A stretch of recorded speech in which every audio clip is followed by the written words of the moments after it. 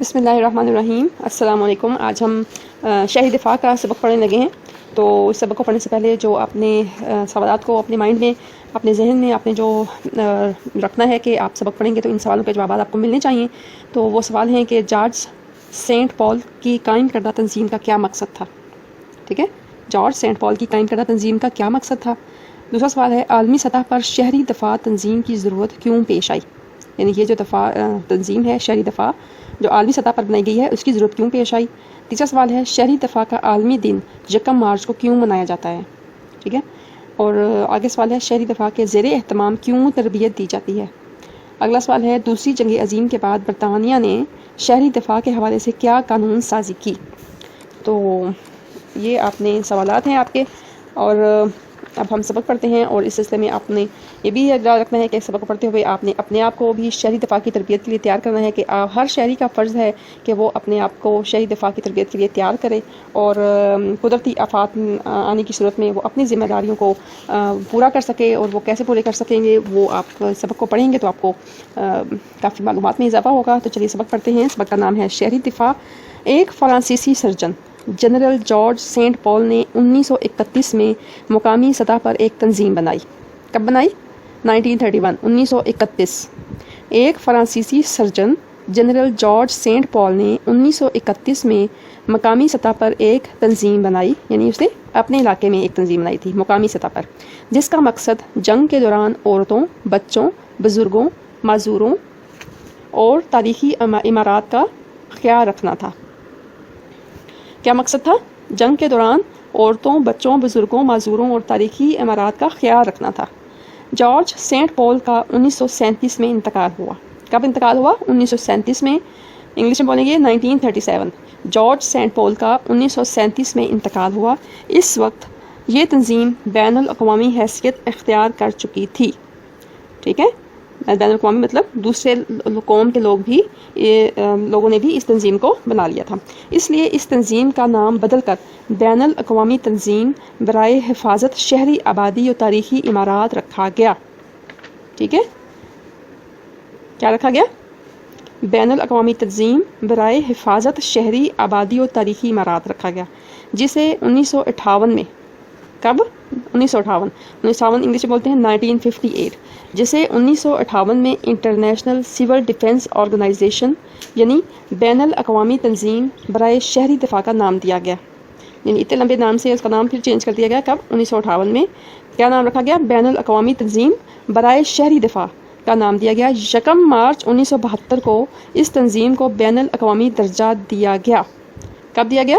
1 مارچ 1972، 1 مارچ 1972 کو، 1 مارچ 1972 کو اس تنظیم کو بین الاقوامی درجہ دیا گیا، اور اس وجہ سے ہر سال 1 مارچ کو عالمی سطح پر یوم شہری دفاع منایا جاتا ہے۔ کیا منایا جاتا ہے 1 مارچ کو؟ عالمی سطح پر یوم شہری دفاع۔ تو عالمی سطح پر مطلب پوری دنیا کے لوگ جو ہیں وہ یہ دن مناتے ہیں۔ کب مناتے ہیں؟ ہر سال کب مناتے ہیں؟ 1 مارچ کو۔ اگلا پیراگراف پڑھتے ہیں۔ پہلی جنگ عظیم میں شہری دفاع کا واضح تصور نہ تھا۔ ماضی میں دوران جنگ شہریوں کو عام طور پر دھماکہ کرنے اور آگ لگانے والے بموں سے ہی واسطہ پڑتا تھا، مگر دوسری جنگ عظیم میں عام شہریوں کو ایٹم بموں سے بھی واسطہ پڑا۔ جب امریکہ نے جاپان کے 2 شہروں ہیروشیما اور ناگاساکی میں ایٹم بم گرائے تو وہاں کے شہری تربیت یافتہ نہ ہونے کی وجہ سے لاکھوں کی تعداد میں مارے گئے۔ زخمیوں کی بڑی تعداد اس لیے ہو گئی کہ انہیں بچانے کے لیے تربیت یافتہ رضاکار موجود نہ تھے۔ اگر شہری دفاع کا پروگرام مؤثر طور پر کام کر رہا ہوتا تو بہت سی قیمتی جانیں بچائی جا سکتی تھیں۔ جنگوں سے پھیلنے والی تباہ کاریوں کو دیکھتے ہوئے شہریوں کی جان و مال کی حفاظت کے لیے ضروری اقدامات پر غور کیا جانے لگا۔ اس سلسلے میں مختلف پروگرام ترتیب دیے گئے، انہیں مجموعی طور پر شہری دفاع سول ڈیفنس کا نام دیا گیا۔ جیسے جیسے خطرناک اور جدید ہتھیار سامنے آئے، شہری دفاع کے پروگرام کو ضرورت کے مطابق ڈھالا جاتا رہا۔ وقت گزرنے کے ساتھ ساتھ اس سلسلے میں قواعد و ضوابط بھی مرتب کیے گئے، جس کے بعد شہری دفاع کا ایک بین الاقوامی تنظیم انٹرنیشنل سول ڈیفنس آرگنائزیشن قائم کر دی گئی۔ ٹھیک ہے، جس وقت یہ تنظیم قائم ہوئی تھی اس کے ارکان کی تعداد صرف 45 تھی۔ کتنی تعداد تھی؟ 45 اب یہ تعداد سینکڑوں میں ہے۔ پاکستان میں انٹرنیشنل سول ڈیفنس آرگنائزیشن 1951 میں قائم ہوئی۔ پاکستان میں یہ کب ہوئی؟ انٹرنیشنل سول ڈیفنس آرگنائزیشن 1951 میں، 1951 میں پاکستان میں انٹرنیشنل سول ڈیفنس آرگنائزیشن 1951 میں قائم ہوئی۔ اس سلسلے میں پاکستان کے تمام صوبوں میں قومی اور بین الاقوامی سطح کے تربیتی ادارے قائم کیے گئے۔ اسلام آباد، کراچی، لاہور، پشاور، کوئٹہ، فیصل آباد اور مظفر آباد میں قائم ان اداروں میں مردوں کے ساتھ ساتھ خواتین کے لیے بھی تربیت کے کورسز شامل ہیں۔ ان اداروں کے قیام کا مقصد عوام میں شہری دفاع کے شعور کو اجاگر کرنے کے ساتھ رضاکار بھی تیار کرنا ہے۔ رضاکار مطلب وہ اپنے آپ کو بغیر کسی اجرت کے وہ دوسرے کی خلق کر سکیں، انسانیت کی خدمت کر سکیں۔ ان کورسز کی کوئی فیس نہیں ہوتی اور داخلے کا طریقہ کار بھی انتہائی آسان ہے۔ اب یہ پروگرام دنیا بھر میں قومی تحفظ اور سلامتی کا ضامن بن گیا ہے۔ پاکستان میں شہری دفاع کی تنظیم وزارت دفاع کے ماتحت ہے۔ وزارت دفاع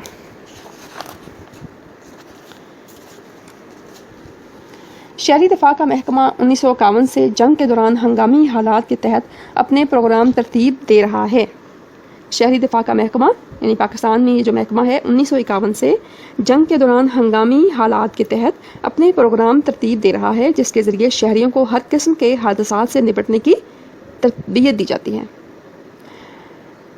تربیت یافتہ شہری اپنی جان و مال کی حفاظت بہتر طریقے سے کرنے کے ساتھ ساتھ دوسروں کی زندگی کو بھی بچا سکتے ہیں، کیونکہ شہری دفاع کے اصولوں پر عمل کر کے قدرتی آفات، زلزلوں، طوفانوں اور سیلاب کی تباہ کاریوں کے دوران جانی و مالی نقصانات کو کم سے کم کیا جا سکتا ہے۔ دوسری جنگ عظیم کے بعد برطانیہ میں یہ قانون بنایا گیا کہ ہر گھر، دفتر، کارخانے، اسکول یا ادارے میں ضرورت کے مطابق پانی سے بھری بالٹیاں اور ریت کی بوریاں بھر کر لازمی رکھی جائیں تاکہ آگ بجھانے میں مدد مل سکے۔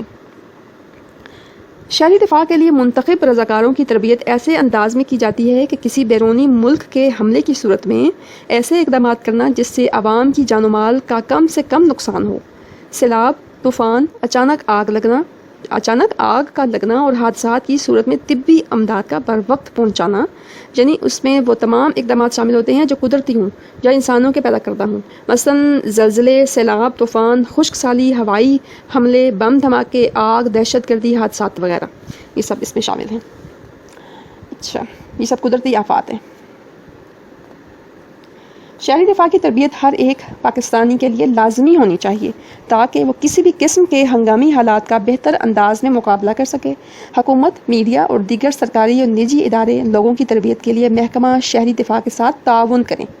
محکمہ تعلیم، محکمہ صحت، پولیس، ریلوے اور سوشل ویلفیئر وغیرہ کے تمام کارکنان لازمی طور پر شہری دفاع کی تربیت حاصل کریں، جس کے نتیجے میں ایک مضبوط شہری دفاع کا نظام قائم ہو سکتا ہے، جو دور حاضر کی اہم ضرورت ہے۔